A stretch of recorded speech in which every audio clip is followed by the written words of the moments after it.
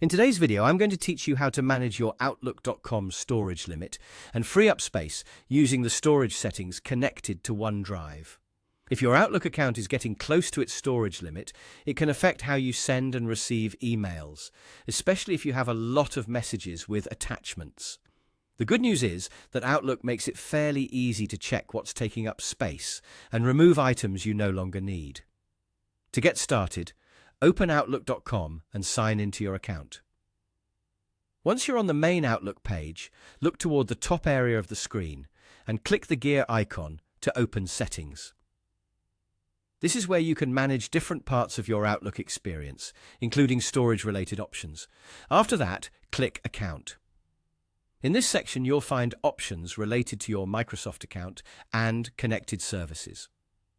From there, click Storage. This will take you to the area where Outlook shows how your storage is being used. Here, you'll be able to see an overview of your storage. This page can help you understand what is using the most space, including Outlook email attachments. Attachments often take up a surprising amount of room over time, especially if you receive large files regularly. Reviewing this section is a helpful first step because it shows you where cleanup will have the biggest impact. From this storage view, you can start deleting emails you no longer need. Focus especially on messages with large attachments, old conversations, or anything you've already saved elsewhere.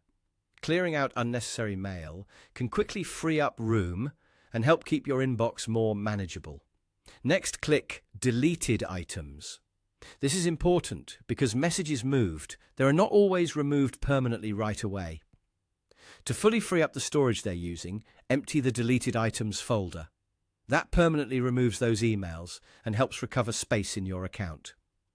You should also go to your Junk Email folder and permanently delete the contents there as well. Junk mail can build up over time without you realizing it, and even though it's unwanted, it may still count toward your storage until it's fully removed. As you clean up, take a moment to be careful before permanently deleting anything important.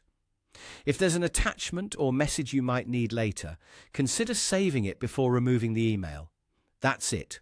By checking your storage settings, reviewing attachment-heavy emails, and emptying both deleted items and junk email, you can free up space and keep your Outlook.com account running smoothly.